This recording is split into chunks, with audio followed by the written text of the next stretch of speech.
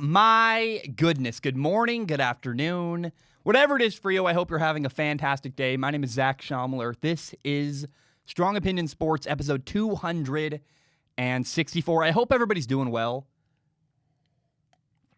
I'll be honest, man. I've been all over the place emotionally, and there's just the world is kind of tough right now. And so I'm thinking about you. I hope you're doing well. I want to start with Dak Prescott. I cannot get the Dallas Cowboys quarterback, Dak Prescott, out of my mind. I keep thinking about him. He's like lingering around, taking up a lot of space, living rent-free in my head, I guess. He did not get a long-term contract. He's going to play on the franchise tag this year. The deadline came and went. July 15th came. That was a deadline to sign a long-term contract. It didn't happen. And there's a lot to unpack here playing on the franchise tag. First of all, I'm happy for Dak because of the franchise tag. He's going to make a little over $30 million to play this year. And happy for him. He's been underpaid his entire career. I don't think he's worth really $30 million a year. I wouldn't give him that much money. Maybe with inflation, the quarterback market, we'll have that discussion down the road. But he's a good quarterback, not great. And regardless of that, I would say he's still been underpaid his entire career. He was making like $600,000 a year, which is a lot for you and me, but for the Dallas Cowboys starting quarterback, he's been grossly underpaid because of his rookie contract. And so I'm happy to see Dak get paid, take care of his family. The $30 million, man, I mean, he's going to make more in this year than the guaranteed money of Derrick Henry's entire contract he just signed. So Derrick Henry is making 25.5. Dak for 1 year is going to make 30. That $30 million, that can go the rest of your life pretty easily if you spend it the right way. He's set for life, and I'm happy for Dak. But the reason I can't stop thinking about Dak Prescott is the number 100 million. And maybe Dak says, hey, I'll take 30, I'm set for life, anything after that's great. But it was reported that at one point Dak Prescott was offered by the Cowboys a contract worth $100 million guaranteed. And he said no. He said no because he was holding out for even more money. Oh, boy. For Dak Prescott's sake, I really hope that he doesn't come to regret turning that offer down someday. I hope he never regrets that.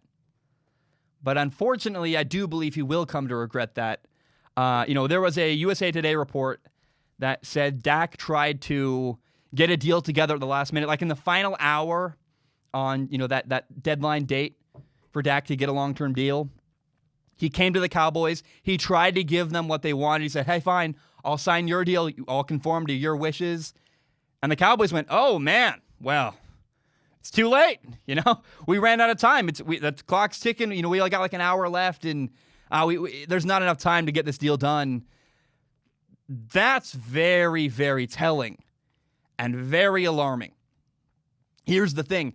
If the Cowboys really wanted Dak Prescott, he would have a long-term contract. He would have it. There wouldn't have been so much negotiating. It would have come to fruition. It would have happened. Look at Derrick Henry. Derrick Henry got a long-term contract. A lot of guys, they push up to that deadline, they sign a contract, they get it worked out. And, man, the reality is that the Cowboys didn't give him a contract. And people tell themselves a story that makes them feel good. We like to make ourselves the hero. We like to tell ourselves a story of reality, a version of reality, a version of our own truth that makes us feel good about ourselves, because that's what we do. It's hard to own our mistakes. It's hard to own our flaws. It's easier to tell us a story we want to hear. That being said, I have no idea how Dak Prescott is going to spin this and tell himself a good version of that story. That he wanted a long-term contract. The Cowboys, they had discussions, and in the end, he walks away without a long-term contract. That is a massive deal. I just go back to it, man. Last minute, he said, hey, I'll give you what you want. And the Cowboys said, nah, we're good. We don't actually want you on a long-term contract anymore. And I don't feel bad for Dak. He's going to make $30 million this year. He's an NFL quarterback. He's got a good life. But I do feel like he should have taken the $100 million guaranteed. It's hard not to feel that way. And it seems like Dak got greedy. When you're arguing, I want 110 million instead of 100 million. Bro, take the money. How's the deal you got today? 30 and then nothing after that? I've said for a long time that the Cowboys and Dak have conflicting interests. And Dak really forced people to decide whether they are you a Dak Prescott fan or are you a Cowboys side? They're two different sides of an issue. And what's good for Dak is not what's good for the Cowboys. I'm actually glad Dak is on the franchise tag, and it's great. He's going to make over $30 million, set for life. If he spends it right, he'd be better. And I think it's cool he's going to make up for the years he was underpaid. But I would not. If I were a decision maker in the NFL, if I was a general manager, if I was someone running a football team, I would not give Dak a long-term, big money contract. I'm certainly not giving him a contract worth $100 million. Not guaranteed. Never. At least, definitely not based on what he's done so far in the league. Now, the reason why I wouldn't give Dak Prescott a massive long-term deal really boils down to, it's as simple as 5 moments from last year. There are 5 games last year where, he lost to the Saints. The Cowboys lost to the Saints by 2 points. They lost to the Jets by 2. The Vikings by 4. Against the Patriots, they lost by 4 points as well. And they lost to the Eagles by 8. And there were 5 games last year where Dak had the ball at the end of the game and nothing happened. He couldn't deliver. He didn't win. He didn't score points and make it happen. Against the Vikings, he had the ball, 4.5 minutes left, down 4 points, 4th and 5, couldn't convert, ball game. Vikings win, Cowboys lose. Against the Jets, in the Jets game, 2-point conversion at the end of the game. It's 24-22. You need a 2-point conversion to tie it up, keep the game going. Dak didn't recognize a blitz right up the middle. Conversion, no good. Ball game over. Jets win, Cowboys lose. Saints game, Dak has the ball, minute 39 left, down 2 points, and couldn't score. Cowboys lose. And by the way, the Saints in that game, Teddy Bridgewater's a good quarterback. I think he's a very okay franchise quarterback. Still, it is relevant. He was the guy playing for the Saints that day, not Drew Brees. Drew Brees was out injured. Dak Prescott lost to the Saints with a backup quarterback. Couldn't score more than 10 points. Patriots game, down 4 points, 2.5 minutes left. Couldn't deliver. And then the worst of all, so far 4 Cowboys losses, the worst game of all, Week 16 against the Eagles, a division rival. You're battling for a playoff spot. The Cowboys had the ball 4.5 minutes left. They needed a touchdown. And not only could Dak not score, but he actually had a play where Miles Austin was open, wide open down the sideline, would have been a touchdown, and Dak missed. Had a guy wide open right at the end of the game, missed out on a touchdown because of a poor errant throw. Eagles made the playoffs last year. Cowboys went 8-8. Those are 5 games where the Cowboys lost because Dak didn't make it happen at the end.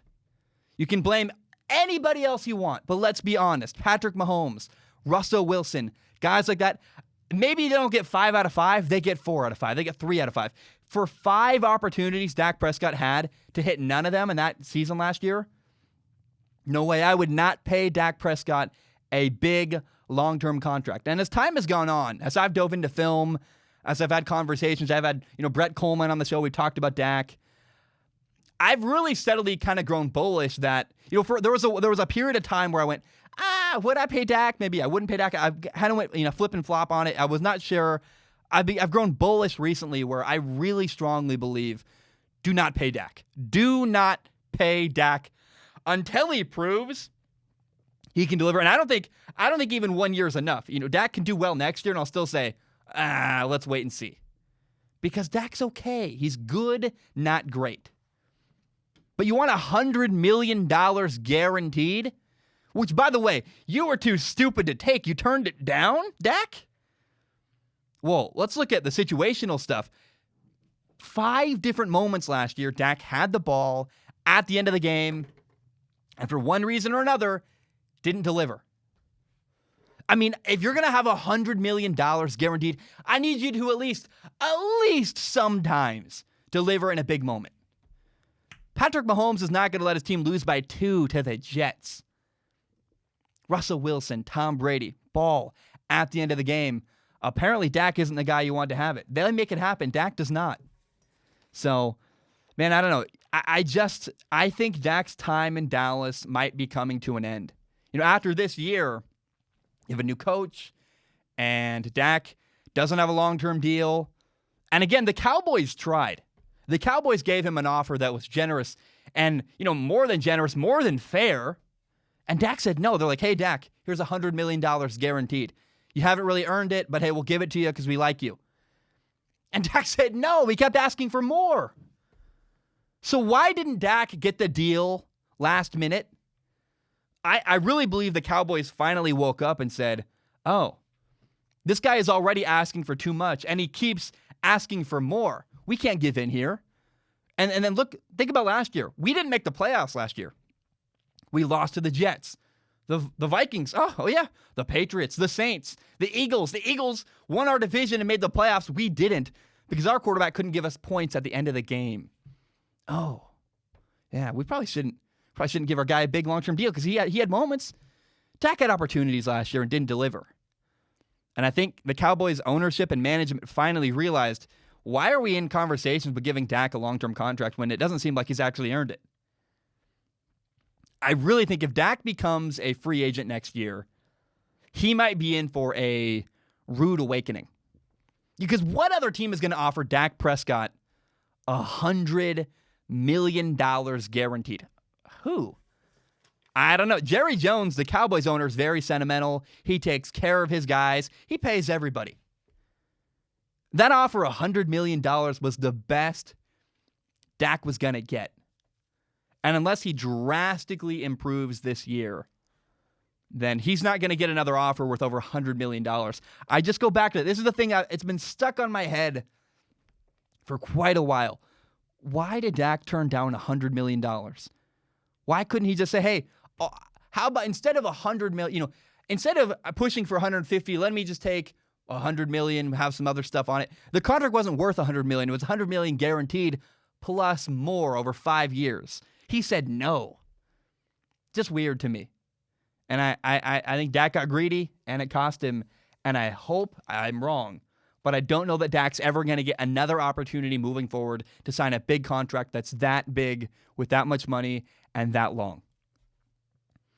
Now, I want to say something. I've had this brewing in my head for a long, long time. I really believe that the Cowboys missed out on a Super Bowl back in 2016. That Cowboys roster was loaded. A great offensive line, a good defense, Dez Bryant in his prime, Ezekiel Elliott, a younger Jason Witten. In 2016, the Cowboys had the most complete team they have had in years. Now, I want to ask you, you have this great roster, great players, solid everywhere, like really complete great roster. Who would you rather have lead that team into the playoffs? On one hand, you have a veteran quarterback. He's been in the league 13 years, started 127 games, made 4 Pro Bowls. He's got 24 comebacks, 29 game-winning drives. This is a veteran dude who's won a lot of games, put up great numbers, 248 touchdowns. It's a savvy veteran. Do you play that guy with that record, that track record? Do you play the savvy veteran, or do you play a rookie quarterback? Now, mind you, a rookie quarterback who's winning and doing well. But nonetheless, context matters. He's still a rookie. And I want you to think about it. This is your best team in years. You're one shot at a Super Bowl. Wouldn't you rather have the veteran quarterback, the guy who has shown for 13 years he can get it done? In 2016, the Cowboys quarterback, Tony Romo, got hurt. He was replaced by none other than Dak Prescott. And Dak exceeded expectations. He played really well, had a good year. The Cowboys made the playoffs. Like, I'm not giving you this argument saying Dak was a complete bum. He wasn't. Dak was playing pretty solid. Like, Had a lot of help for sure. Dak Prescott was not dialing up crazy big throws into tight windows, but Dak was getting the job done well enough, and the team was winning. And there was a point late in the year where Tony Romo, the veteran quarterback, came back from the injury, and the Cowboys had to decide. Do we stick with Dak, who, again, winning, doing okay, or do we go back to Tony Romo, our 13-year NFL veteran? And the Cowboys actually chose to go with the rookie quarterback. They said, we're going to go with Dak. And I believe that decision, going with Dak Prescott instead of Tony Romo, I believe that cost the Cowboys a Super Bowl. Tony Romo is remembered for one thing. I remember watching it live.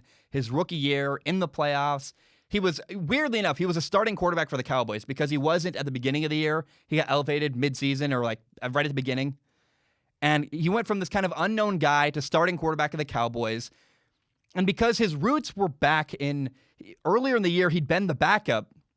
He was still the holder on field goals because normally back then you had your holder, your backup quarterback holding field goals. Now it's usually the punter or someone else, but Tony Romo was the guy holding field goals. And in the playoffs against the Seattle Seahawks, I remember it live, kicking a field goal to win. He dropped the snap. Cowboys lost.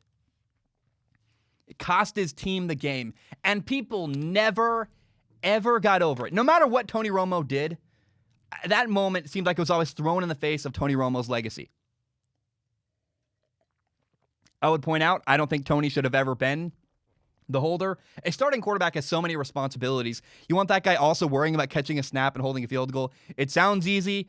It's really complicated. It's not. It's a lot on your plate, a lot of practice time, a lot of preparation, a lot of nonsense that your starting quarterback shouldn't worry about. But because of that moment, I think Tony Romo is massively underappreciated. That moment and the fact that for years, Tony had a bad team around him. For a long, long time, Tony was the sole reason why the Cowboys were competitive. People say that, the Cowboys lost. Well, Tony Romo was the only reason they were even in the game. Their roster was bad. And, it's so sad that the one year Tony Romo had a good team around him, the one year he had everything finally built around him, he got hurt, and Dak Prescott happened. And part of why the Cowboys chose to play Tony Romo, part of why the Cowboys chose Dak Prescott at the end of the year instead of Tony Romo was because Tony was 36 years old. He was reaching the end of his career, and Dak was a rookie. And the Cowboys believed, hey, Dak is our future. We got to lean into that because if we bench him now, we're going to screw up the confidence of our future starting quarterback. I don't know. I think the Cowboys got kind of caught looking ahead. Like, no offense to Dak Prescott, but his confidence can sit on the side. I don't care. Because I think they should have focused in the moment. Now, this is looking back. This is hindsight 2020. I wish I wasn't really in the sports media back then. I wish I could have been. It would have been interesting to have that debate. I don't know. Even then, I don't think I would have realized it until now. But I know that if it ever happens again, I'm going to scream from the rooftops, hey, a veteran quarterback who's got a really good list of accomplishments, who's had a good career, is a great quarterback. A veteran is much better equipped to take this team on a Super Bowl run than a young rookie quarterback. I don't know. I just go back to, man, I really believe that. And again, I'm not trying to be too harsh because I don't know what I would have done back then. I think my perspective has changed so much, but I know that now I look at it and say, Tony Romo was the guy who gave the Cowboys their best opportunity to win a Super Bowl in 2016, and they didn't play him. The knowledge of NFL defenses alone, let alone leadership, let alone preparation, understanding the moment. There's so much that goes into being a quarterback. Tony was the master. Dak was seeing everything for the first time. And so I just think it's sad. I really believe if the Cowboys could go back, if they could trade the last couple of years with Dak Prescott, just so that they could have won a Super Bowl, if they could go back and say, we missed out on Dak, but at least we won a Super Bowl in 2016, I think they'd make that trade. We won a Super Bowl with Tony. I think the football world would be worse off because Tony's an amazing broadcaster. But if you're in a situation with, I guess the point is never assume you're going to go back. never assume you're going to get another opportunity to win a Super Bowl. There's that fine line where you got to build for the future. You want to win and have a team that's relevant and good. And that's what having a okay to solid starting quarterback gives you. Dak Prescott's stable and solid.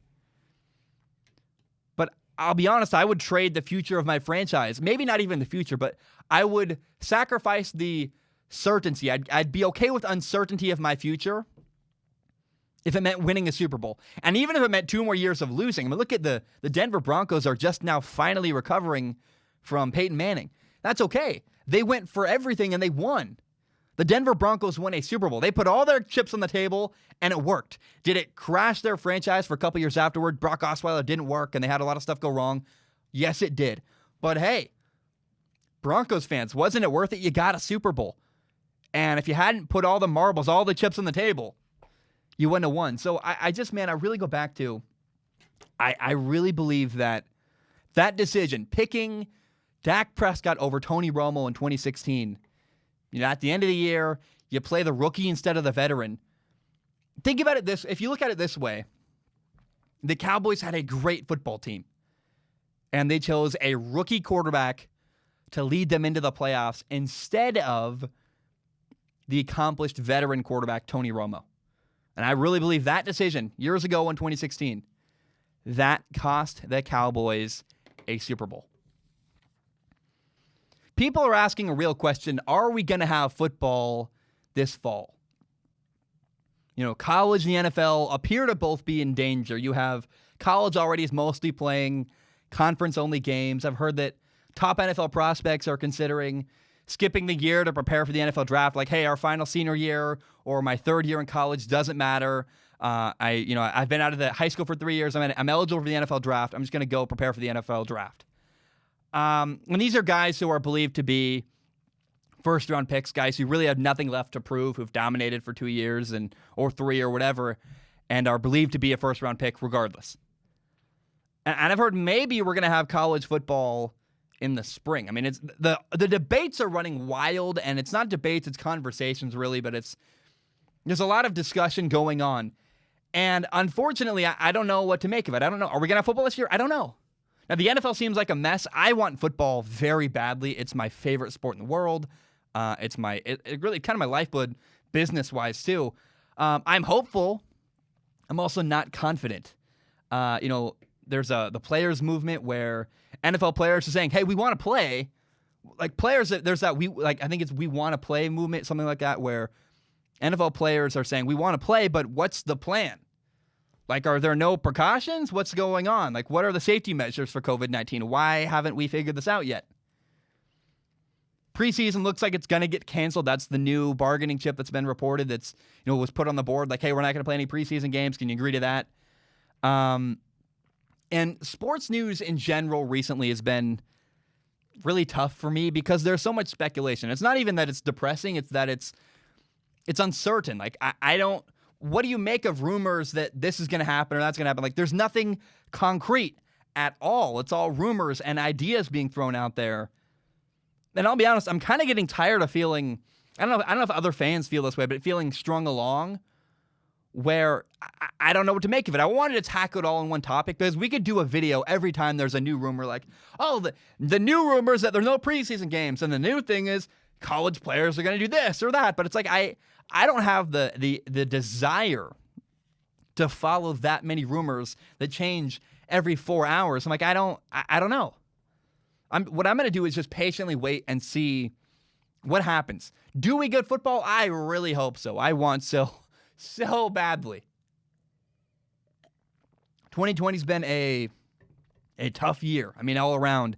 And football, I mean, not even financially be great, sure. But I mean, even like, I just need to pick me up emotionally. I want to watch the game that I love. I need I want entertainment. But I also really want player safety. That matters too. Like, you have to... I love Tom Brady. If Tom Brady died of coronavirus, I'd be so heartbroken. I'd be so sad. I laugh. It's not funny. And I don't want corona. I understand players who are like, if it's risky, I'm not in. And I totally understand that.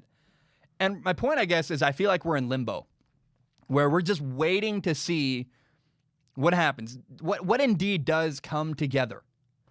because it's a very fluid situation. Everything's up in the air. Everything it's like the NFL and college football is just juggling everything around all the time.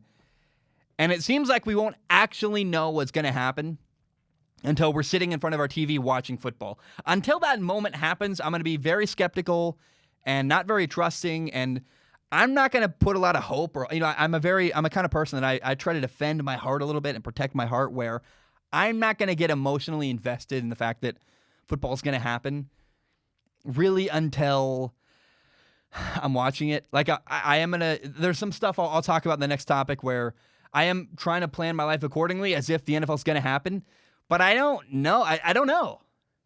And so until there's a concrete plan, I'm tired of speculation. I'm tired of rumors.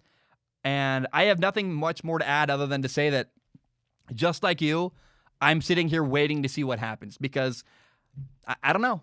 And I hope there's football. And when there is football, I'll be so happy. But until I'm watching it, I'm going to be forever skeptical and forever, skeptical is not the right word there, nervous and afraid that my favorite pastime is not going to happen. So I'm guarding my heart a little bit, waiting, and hoping that football comes to fruition, that it happens.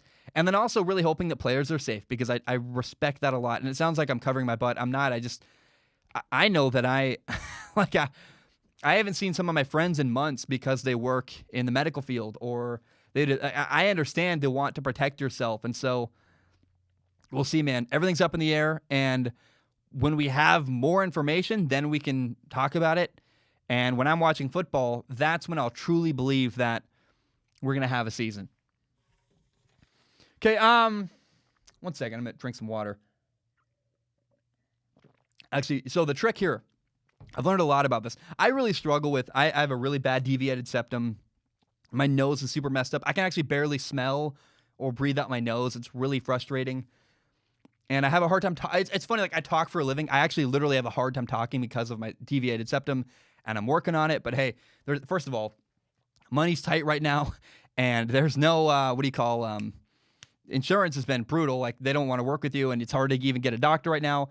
And so someday I'll hopefully fix my deviated septum and figure that out so I can actually breathe out my nose.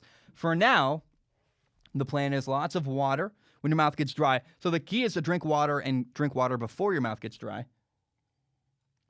And then actually I learned when you have too much saliva in your mouth, one of the keys is you have pineapple juice. And pineapple juice actually kind of cuts through and I'm not talking the dole from concentrate sweetened stuff. I'm talking like it's oh my gosh, it's effing expensive where it's like $6 for a stupid little jar, but it's real straight up pineapple juice like that. Not from concentrate, not the sweetened stuff, like the boring actual real pineapple juice. And that stuff helps to like cut through the saliva and makes it easier to talk when you're having a hard time. Pro tip, if you want a podcast, that's my pro tip on it. Drink water and have, not from concentrate, but real, actual, straight up, legit pineapple juice. It helps a ton. So the mug is pineapple juice. Now, Major League Baseball is happening. We have exhibition games going on right now in empty stadiums. It's funny, like Dodger Stadium has, cardboard cutouts in the stands. I like that. The MLB's Instagram page has been great. I've seen a lot of home runs. If you don't follow the MLB on Instagram, you should. It's fun. I'm so excited for baseball. I'm excited for sports, period. I'm at my wit's end where I'm like, I want to watch sports so badly. And this year is going to be really cool for baseball. It's a shorter season. There's only 60 games. And because of that, every single game matters. Every game has playoff implications. Like a 4-game losing streak, which normally doesn't matter, it's a big deal this year. You have a 4-game losing streak, has playoff implications. That will affect your seeding, affect how you do, everything. This year there are no random Tuesday games you can take off and relax. Part of my problem with baseball always has been the games feel meaningless. You can have a bad game on Tuesday and it's like, No. I like when it matters. When every at-bat, every pitch, everything matters. There's a tremendous amount of tension in baseball when everything's important. And that's what this year has more than any other year. And think about it this way. With so few games, the playoff race is going to be insane this year. Teams can't pull away. The best teams, normally you see the better teams pull away at the end of the year. As the year drags on, you're tired. You're out of the playoff race. You're tired, and you're on a plane every single day, playing a baseball game nearly every day, and you're like, I don't know the fight today. And the best teams pull away. Well, there are only 30 MLB teams, and it feels like we're going to have a playoff year with 20 teams competing for a playoff spot. It's going to be crazy and fun because of that. I'm so excited, man. The season starts on Thursday. What is it, July 23rd? And now, I'm so sorry. Unfortunately, I feel bad because I'm hyping up baseball.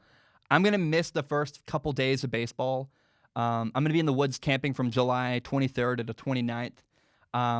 If baseball happens and if football happens and if the NBA happens, I got to think about it this way, where from August 1st until February, like the middle of February, there's going to be no break from sports. Assuming football happens, we're going to have all three major American sports happening at one time. That's a lot to cover. The NFL, the MLB, baseball, basketball, football, whatever their names are, their acronyms in their NBA, whatever. I just know that's going to be crazy to cover. So I'm actually taking a week off and going to go hunker down and prepare for this long stretch and my plan is to record 5 days a week when football starts. Now, I feel bad because I'm missing baseball, but not that bad. I'm only going to miss a couple games. But I want to be clear. I am so excited. I cannot wait to watch baseball. I love baseball. I grew up playing it. And my whole problem with baseball has been there's too many games. It doesn't feel relevant. And then when the playoffs start, I tune in because playoff baseball is incredible. And the result of having a shorter season is that the entire season is basically playoffs because every at-bat, every game, even on a random Tuesday, has playoff implications and matters. And so it's going to be a special year of baseball. I truly believe that. I don't think it's going to be like any other year we'll ever have. I think next year they're probably going to go back to the normal format. It might not be as good, but this year especially, baseball will be wonderful. Okay, Titans running back Derrick Henry signed a contract, a 4-year extension. Very much, it's a team-friendly deal. It's worth $50 million, $25.5 million guaranteed. And you can make a real argument that Derrick Henry is the best running back in the NFL. He led the NFL in rushing. He was a vital part of the Titans' playoff run last year. I mean, there were games where last year Derrick Henry was literally like their entire offense. I mean, I think Ryan Tannehill had like 83 yards at one point in the playoffs. You're like, what? That's nothing. Derrick Henry's just leading the way. Now, the deal is interesting because the extension only makes Derrick Henry the 5th highest paid running back in the NFL, which is like very surprising for what I would have thought he got more. You know, the highest paid running back in the NFL is Christian McCaffrey. He makes on average $16 million a year. Number 2 is Ezekiel Elliott making $15 million a year. Number 3, the Le'Veon Bell, the Jets running back, makes $13.1. Texans running back David Johnson makes $13 million a year. He's the 4th highest paid running back. And then you got Derrick Henry only making, and it's a lot of money, but in comparison, only $12.5 million. And he might very well, him or Christian McCaffrey, I think are debatable.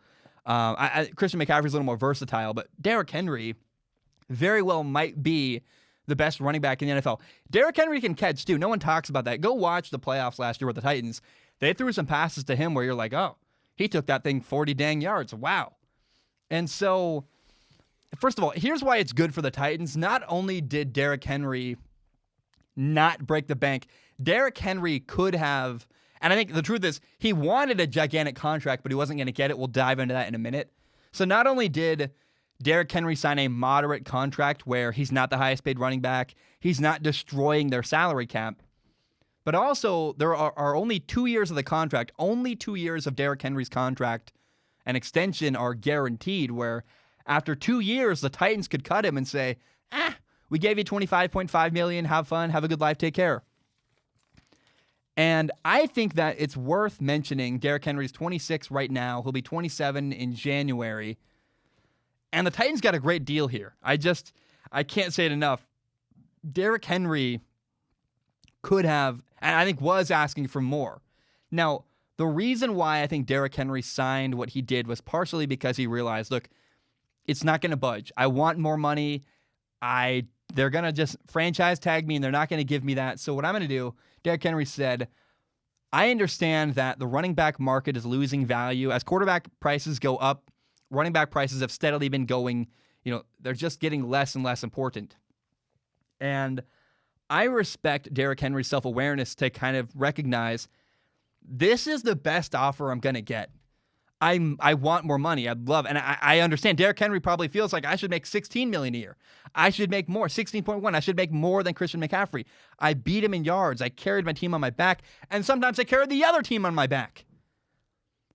So Derrick Henry, this might not be ideal, but again, it's worth $25.5 million guaranteed, and it's a long-term contract. I think Derrick Henry's underpaid, but I'm glad he got something for his family, and I just understand that Derrick realized, look, I want more money. It's not going to happen. He even came out and said, like, these are weird.